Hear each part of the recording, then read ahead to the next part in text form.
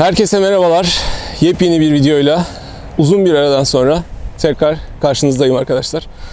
Şükür kavuşturana yaklaşık bir ay oldu mu galiba olmak üzere ara verdik. Ara vermek zorunda kaldık. Bir sürü problem oldu. Bir sürü. Yani hangisini anlatalım bilmiyorum. Hastalık problemleri oldu, sağlık problemleri oldu. Hala daha devam ediyor sağlık problemleri. Yani bugün bu videoyu çekip çekmeme konusunda çok kararsızdık. Son ana kadar karar veremedik. 40 derece ateş var. Hala da şu an karşınızda 40-40,5 derece hatta. Yaklaşık bir saat kadar önce bir ölçüldük. Doktora gittim. Doktor yani yat diyor direkt. Söylediği tek şey o. Sağ olsun bir iğne vurdu. Ayağa kaldırdı bizi. Dedim ki bir 3-5 saat ayakta kalmam lazım benim dedim. Çıkamıyordum çünkü sağ olsun. Bir 3-5 saat kadar bizi ayağa kaldırdı. Ve şu an karşınızdayım arkadaşlar.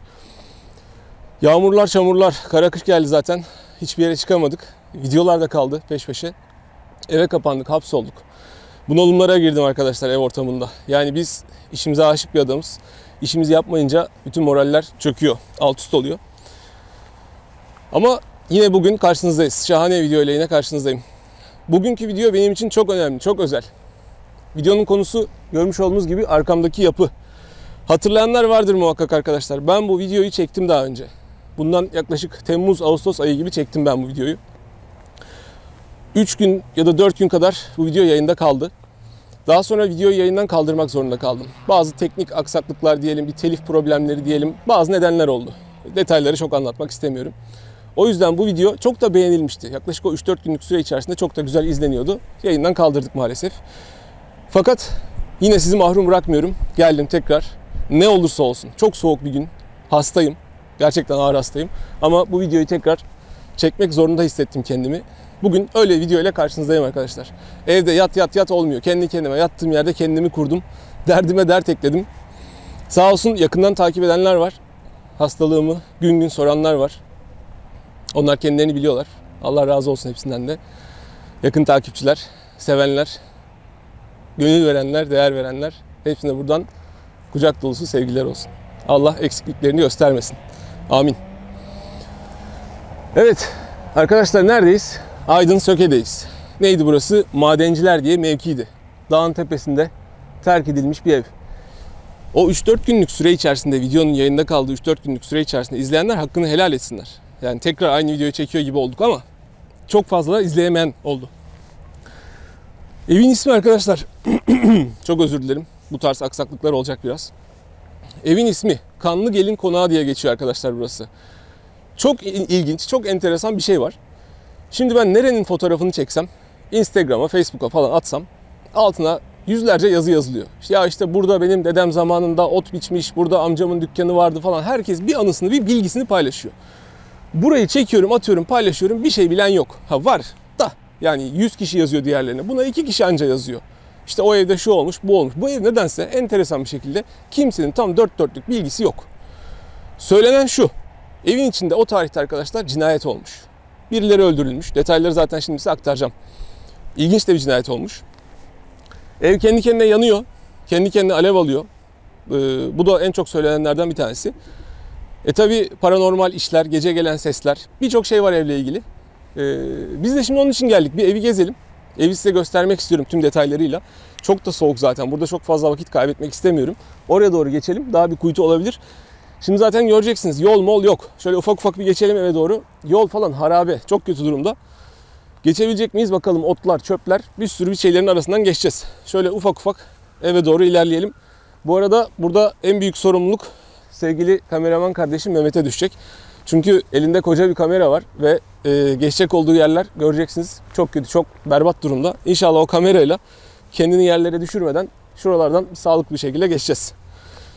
Biz o zaman geldiğimizde arkadaşlar yazdı. Daha böyle otlar kuruydu falan.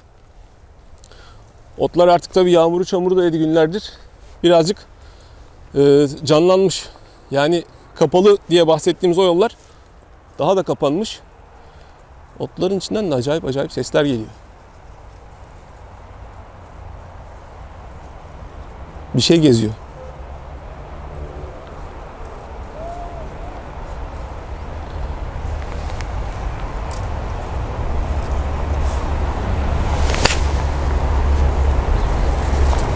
Yani rüzgarla çıkan ses mi diyorum ama otların içinde bir şey geziyor. Burada ne olur? Domuz falan olur.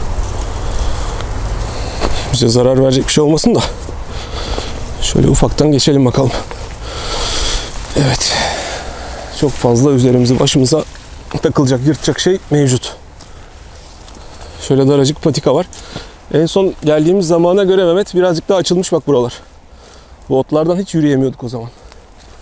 Şurada şöyle küçük bir düşme tehlikesi atlatmıştık aşağıya doğru.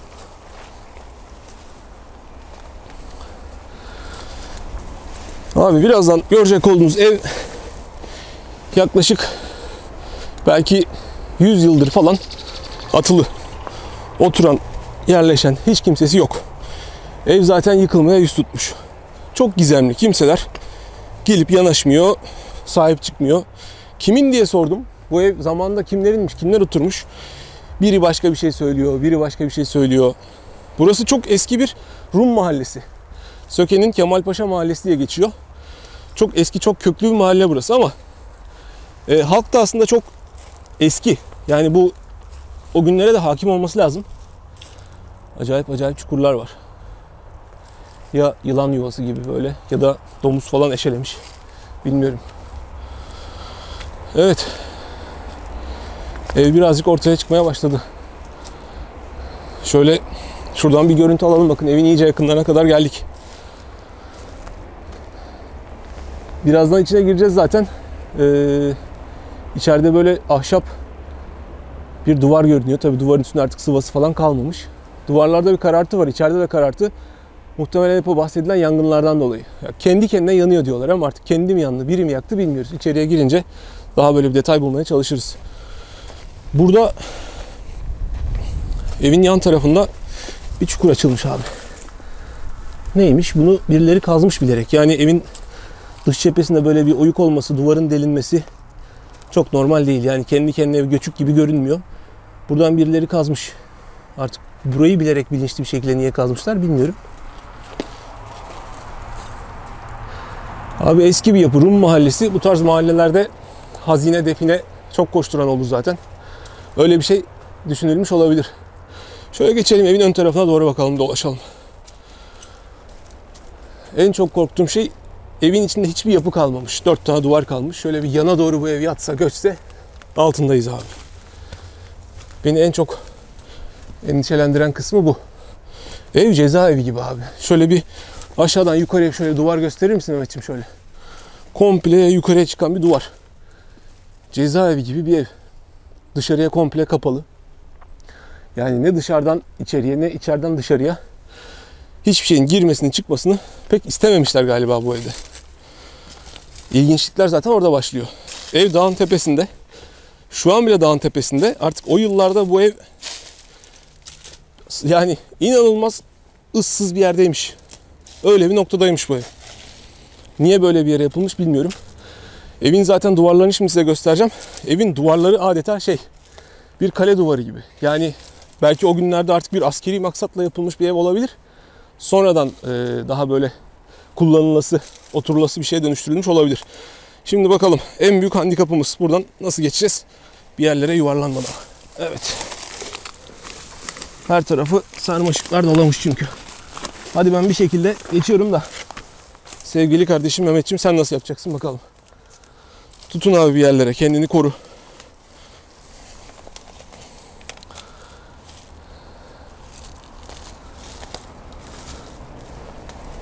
Çok büyük bir zeytin bahçesinin göbeği burası abi. Taşlar çok keskin, çok sivri. Mehmetciğim bir yere düşersek buradan zararsız çıkma şansı maalesef çok zayıf. Evet, şuradan istersen Mehmetciğim sen oradan bir görüntüyü al. Şurada küçük bir yapı var. Şunu merak ettim, bakayım neymiş. Kayda değer bir şey varsa ben seni bu tarafa çağırayım. Hoppa, otların içi. Ne abi? Tuvalet. Hiçbir şey yok. Tek göz bir tuvalet. Dediğim gibi bahçe içi. Ama bu tuvalet niye evin içinde değil? Evin dışında. Hadi evin dışında tuvalet oluyor, alışkınız da. Böyle kale duvarları gibi olan bir evin niye dışında tuvalet var? Bu da çok enteresan geldi açıkçası bana. Şimdi şuradan şöyle bir geçelim. Çok zengin bir ailenin evi olduğu söyleniyor arkadaşlar. Zaten yapının ihtişamından da birazdan anlayacaksınız. Şöyle kocaman bir kapısı var. Tabii kapıda artık ne tahtası kalmış ne ahşabı. Şöyle şuradan Mehmetciğim alır mısın? Az önce o uzaktan, karşıdan size göstermeye çalıştığım evin önüne geldik. Oh, yorucu bir yol tabii. Yol demeye şahit ister. Yol falan da yok. Bahsetmiş olduğumuz ev arkadaşlar. 2 katlı. Üst katı tabii şu an göremiyoruz maalesef. Çökmüş gitmiş.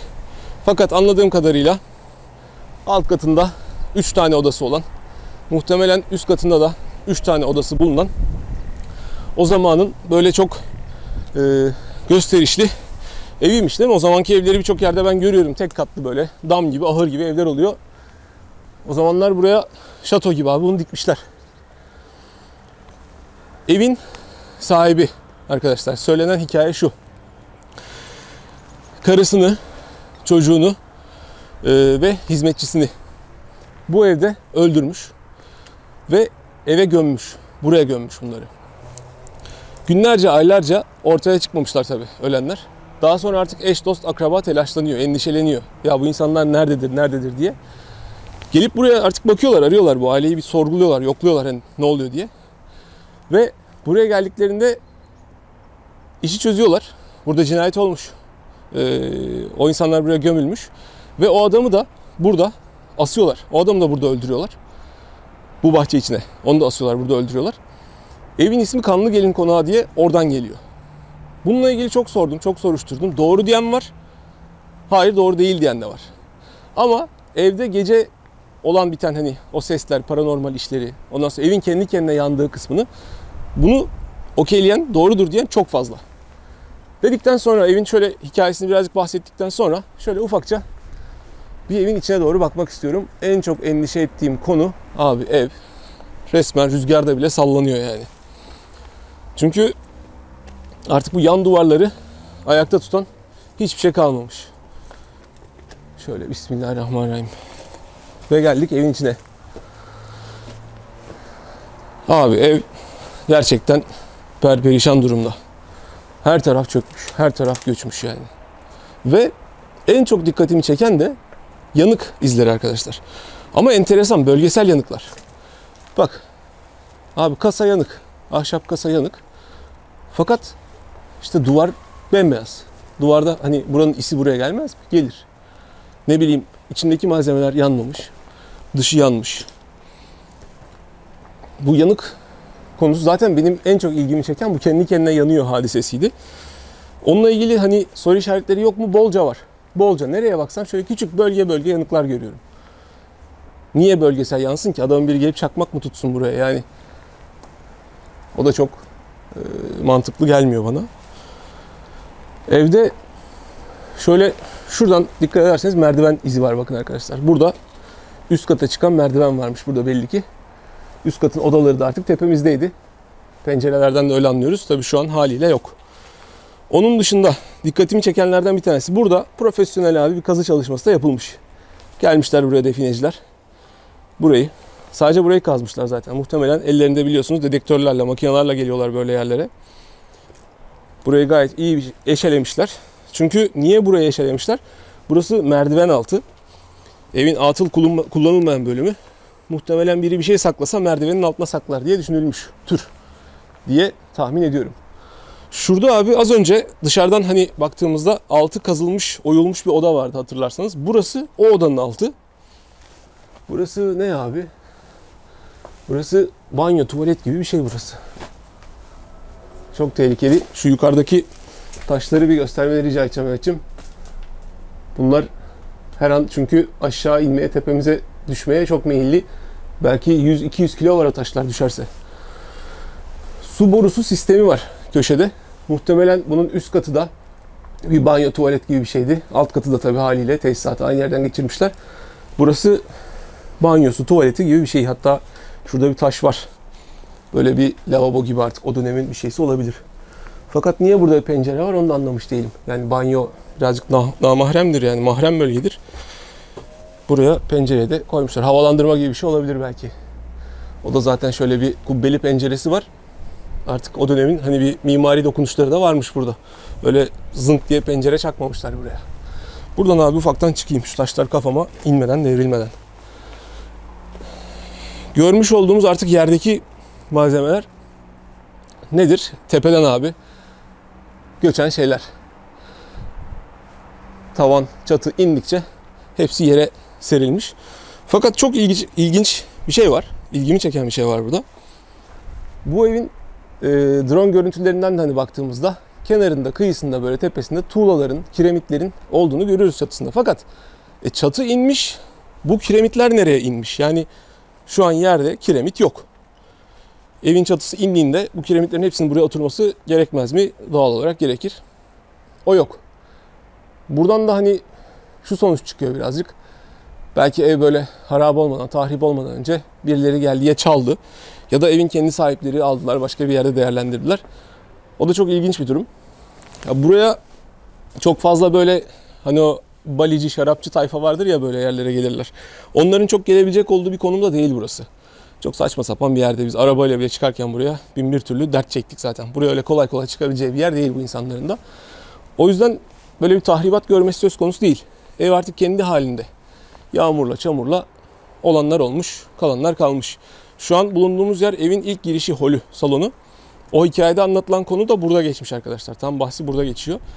Diyorlar ki işte eve geliyor akrabaları. Eve girer girmez girişteki salonda burada kazılı, gömülü alanı burada bulmuşlar. O insanları buraya gömüldüğünü söylüyorlar. Ondan sonra işte o ev sahibi adamı da, bu cinayeti işlediği iddia edilen o adamı da yakalayıp artık burada kendi adaletlerini kendileri tesis etmişler ve onu da burada asarak bahçenin içinde öldürüldüğü anlatılıyor. Kanlı Gelin Konağı ismi buradan geliyor. Çok bilen var burayı. Çok. Herkes biliyor. Fakat paylaşımlar yaptım, sordum. Birebir telefonla aradığım insanlar oldu. Detay yok. Bilgi yok. Bilen yok. Evin sahipleri kimdir onu da bilen yok. Ev böyle kalmış gitmiş muhtemelen. Bu ev artık ne bir restorasyon olur ne bir şey olur. Evin yıkılıp gitmesini bekliyor herkes. Şöyle evin şimdi dışındaki bir duvardaki manzaralardan bir şey göstereceğim size. Şurada şöyle bir kocaman bir duvar var. Bir oradan bir şeyler bakalım. Çünkü o duvarda da bir enteresan bir görüntü var. Yakaladığım kadarıyla. Şimdi şurada o kadar yüksek bir duvar var ki yani insan böyle bir eve niye bu kadar yüksek bir duvar yapar? Ve duvarın üzerinde çok ilginç şöyle metal askılar var bakın. Şu askılar ne işe yarar? Hani o yılları hayal ediyorum. Şimdiki gibi de değil ki böyle evin kapısını, penceresini kapatalım. Aman hırsız girmesin. Yani o yıllar yoktu böyle şeyler hani. Eskilerimizden duyduğumuz kadarıyla. Yani niye bu kadar yüksek bir duvarı buraya yaparsın? Ya buradan böyle içeriye bir şeylerin gelmesini, burayı görmemesini istediler. Ya da buradan bir şeylerin dışarıya çıkmamasını, kaçmamasını, atlayıp gitmemesini. Böyle bir şey planladılar. Yani ya burada birileri tutsak edildi. Ya da burası ne bileyim çok önemli bir karargahtı. Çünkü Rum mahallesi, savaş yılları, kale gibi duvarlar. İnsanın aklına onları da getiriyor. Buradaki bu askı duvarları çok şüpheli. Buraya ne astınız? Neyin nesi? Yani burada bir şey varmış. Ama şu an tabii hiçbir iz yok. Ne olduğunu tahmin etmesi de zor. Duvarlarda şöyle bir yukarıdan aşağı bir sürtme izleri de var. Bu askı aparatlarının artık onlarla bir ilgisi var mı yok mu onu da bilmiyorum. Şurada bir kapı varmış zamanında. Kapı öylece kapatılmış. Bu içeriden baktığımızda merdivenin altı dediğimiz o bölge. Bu kapı artık zamanında niye kapatılmış bilmiyorum. Muhtemelen belki bu da girince merdivene bağlanıyordu, üst kata çıkıyordu ama bu kapı kapatılmış. Ve defineciler de zaten hemen bu kapının arkasını kazmış. Bilmiyorum oraya gerçekten bir şey sakladılar mı? Sonra bu kapıyı kapatıp hani onu örtbas edebilmek için yaptılar mı bilmiyorum. Arkadaki o definecilerin yapmış olduğu o çalışma da zaten birazcık kuşkulandırmıyor değil. Onunla ilgili şüphelerim de var. Dedikten sonra şuradan şöyle bir duvardan aşağıya doğru şuradan acaba bir şey görebiliyor muyuz? Yoksa zaten şuradan duvarın altına dolanırız tekrar. Şuradan geçmeye çalışıyorum küçük küçük adımlarla. Evet buradan Mehmet görüntü verebilirsen sen de dikkatli bir şekilde kenara yanaşabildiğin kadarıyla. Şunu hani buradan belirtmek istiyorum. Çok yüksek. Duvarı, penceresi, kapısı burası bildiğin hani korunma maksadıyla yapılmış gibi adeta. Öyle bir hani oturmalık bir ev gibi değilmiş. Ya da şöyle bir şey olabilir. Bir karakol tarzı bir şeydi. Bir karargahtı o dönem. Çünkü Rum mahallesi. Bütün her şey Rum yerleşkesiymiş burada. O Rumların kullandığı bir yer olabilir. Savaş sonrası da bu bölge bize geçince de artık burayı dönemin önde gelenlerinden, zenginlerinden bir tanesi kendi evi haline dönüştürmüş olabilir. Evde zaten her türlü suça meyilli. Cezaevi gibi. Kapısı, duvarı, her şeysi full güvenli. Dedikten sonra şöyle bir evin alt tarafına da dolanıp alttan da küçük bir tur atalım. Bir orayı da size göstermek istiyorum. Şöyle küçük küçük oraya geçelim. Evin manzara şahane yalnız. Çok yüksek bir noktada. Her yeri görüyor. Tam böyle doğu cephesine de konumlandırmışlar. Sabah full güneş alır bu ev. Şahane bir noktada. Fakat ürpertici. Onu da itiraf etmek isterim. Şöyle bakalım, tekrar çıktık bir maceraya. Buradan kendimizi heder etmeden geçebilirsek ulaşmak istediğimiz noktaya inşallah ulaşacağız. Mehmet'e bir kontrol yapıyorum. Durumlar iyi mi? Ben Mehmet'e üzülüyorum daha çok. Yani benim elimde bir şey yok. Mehmet'in elinde kocaman bir kamera var. Maalesef küçük bir kameramız yok. Alamadık, fakirlik. Evet. Gel Mehmet'im, yavaş yavaş. Şuradan olabildiğince bir uzaktan al bizi abi. Bahsetmiş olduğum mevzu. Yani der misiniz bir ev duvarı diye. En çok hani şüphe uyandıran burasının abi evden önce başka bir şey olduğu kesin. Yani kesin. Çünkü baksanıza şurada şöyle bir hani bir mimari bir şeyler var. Bir pencere var burada. Bu pencerelerin arkası sonradan taşla doldurulmuş sanki, değil mi? Böyle bir gözetleme penceresi gibi. Şu küçük küçük pencereler. Bunlar bu tüfek menfezleri olurdu ya hani böyle. Kalelerde, cephelerde, savunma hatlarında tüfek menfezleri gibi sanki. Bir savunma duvarı gibi, savunma hattı gibi bir şey var burada. Biraz daha şöyle ileriye gitmek istiyorum. Çok keskin sivri kayalar ve üzerleri yosun tutmuş, çok kaygan hepsi. 1, 2, 3, 4 tane kadar böyle şu büyük pencerelerden var. Muhtemelen bu bir duvarmış. Bunun arkasından şu pencereler açıkmış, kullanılmış. Ve şimdi artık taşla kapatılmış. Şu an artık kullanılabilir bir durumda değil maalesef. Şu taraftan abi devam edelim böyle yine. Başka bakalım burada karşımıza ne çıkacak. Zaten bu evin içinde abi bir pislik yapsan ne kimsenin haberi olur ne kimsenin ruhu duyar. Yani bahsedilen hikayenin ben gerçekliğine inanır durumdayım birazcık. Bu evde olan bitenlerle ilgili. Sanki herkes günümüzde bile hala çok konuşmuyor. Evle ilgili bir şeylerden bahsetmiyor. Sorsak sorulara cevap alamıyoruz. Bir daha bir şöyle şu tarafa geçer misin? Buradan bir görüntüyü de şöyle verelim son kez. Duvarın birazcık daha netliği buradan da hani güzel görünecek gibi sanki. Yaklaşık 2, 3, 4, 5, 6, 7 metre falan mı? 8 metre falan mı artık duvar yüksekliği? O derece. Bu duvarın içi abi zamanla doldurulmuş. Bir zemin hazırlanmış. O zeminin üzerine de ev dikilmiş. Yani çok yüksek ihtimal. Atılı kalmış. Böyle bırakılmış burası da. Hiçbir işe yaramıyor. Ama çok isterim bu videonun altına keşke bilen biri olsa da şu hikayeyi tam olarak bir anlatsa da hani burada ne olmuş tam olarak hepimiz öğrensek. Şuradan yine sanırım yol var böyle. Eve doğru çıkıyor galiba, bakalım. Şuradan da Mehmet bir alabilirsen.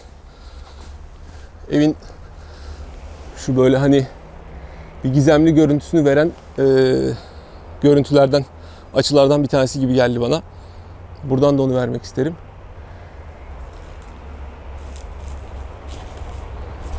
Kimler yaşadı, kimler geldi, kimler geçti. Değil mi? Zamanında şimdi hangimiz düşünüyoruz ki hani oturduğumuz o sıcacık hani huzurlu mutlu evlerimiz var ya. Hani zamanında ne olacak acaba? Kimler yaşayacak? Orada ne dünyalar devam edecek? Bunları şu an maalesef düşünmüyoruz abi. Düşünen yok.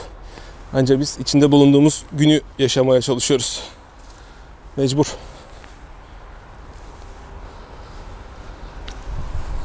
Yine sanırım şöyle şuradan geçelim. Aynı noktaya dönüp geldik mi? Evet. Aynı noktaya dönüp geldik tekrar. Mehmet'ciğim seni şöyle şuraya alabilirsek, ben de şöyle şu tarafa geçeyim. Yine evde arkamızdan görünür vaziyetteyken. Şuradan şöyle. Bir sürü penceresi varmış ama. Çok penceresi var. Çok da fazla oda var. Muhtemelen bir konak zaten, bildiğiniz gibi konak. Kalabalık bir aile yaşıyordu. Kesin. Ona eminim. İçimde kalmıştı. Burayı tekrar gelip ziyaret etmek istemiştim. Burayı tekrar kanalımıza kazandırmak istemiştim. Çünkü o zaman çok keyifle çekmiştik bu videoyu.